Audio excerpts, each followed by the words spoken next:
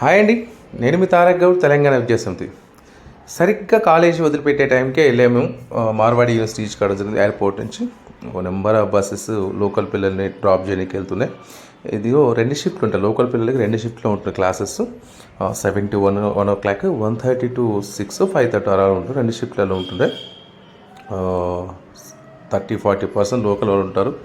ఒక 30% ఇతర కంట్రీస్, అంటే మోర్ దెన్ 54 కంట్రీస్ నుంచి ఉన్నారు రిప్రజెంట్ చేసే పిల్లలు ఈ యూనివర్సిటీలో చదువుతున్నారు.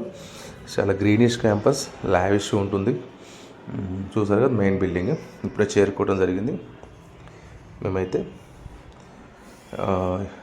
కాలేజ్ ఫీజు గతంలో 1,25,000 ఉంటే జస్ట్ 15,000 పెంచారు. మీ అందరికీ తెలుసు, లాస్ట్ ఇయర్ మోర్ దెన్ 3,000 పిల్లలు జాయిన్ అయ్యారండి మన తెలుగు రాష్ట్రాల నుంచి. వాళ్ళందరి కోసం కూడా మన సౌత్ ఇండియన్ షెఫ్ని పెట్టేసి ఫుడ్ కూడా మన పిల్లలకు మన నేటివిటీ తగ్గట్టు ఫుడ్ అరేంజ్ జరిగింది. క్యాంపస్లో బాయ్స్ అండ్ గర్ల్స్ హాస్టల్స్ ఉన్నాయి. స్పోర్ట్స్ కాంప్లెక్స్ కానీ, ఆడిటోరియం, 24/7 డిజిటల్ లైబ్రరీ అందుబాటులో ఉంది. మీరు కూడా సెమిస్టర్ వైజ్ కట్టుకోవచ్చు. ఫీజు అనేది 2 విడతలు కట్టుకోవచ్చు. హాస్టల్ కూడా విడతల వరకు కట్టుకోవచ్చు. జస్ట్ 10,000 పే చేస్తే మీకు సీట్ రిజర్వ్ అవుతుంది.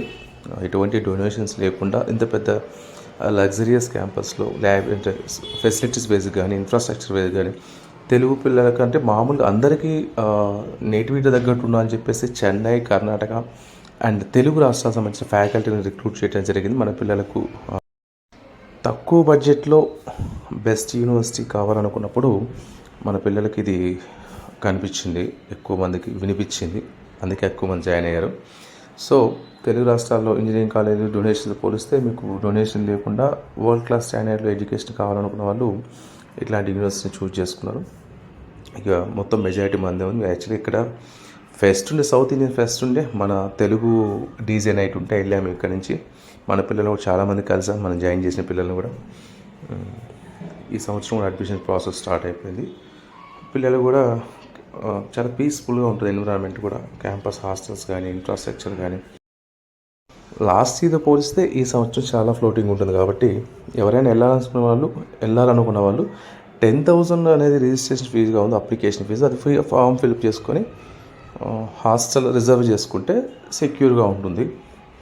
ఇది మా టీం అండి. లాస్ట్ టైం విజిట్ చేసాం. ఇతర ఫారినర్ పిల్లలతో కూడా కలిసి ఫోటో దిగడం జరిగింది.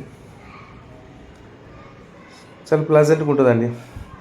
మనకు అంటే గుజరాత్లో ఉన్న విషయం మనం బయటకు వస్తే తెలుస్తుంది, క్యాంపస్ ఉంటే అర్థం కాదు. ఎందుకంటే మెజారిటీ పిల్లలు మన పిల్లలు ఉంటారు హాస్టల్స్ కానీ, ప్లే గ్రౌండ్లో కానీ, లైబ్రరీలో కానీ, క్లాస్ రూమ్స్లో కానీ. Anyway, thanks for watching. Please subscribe.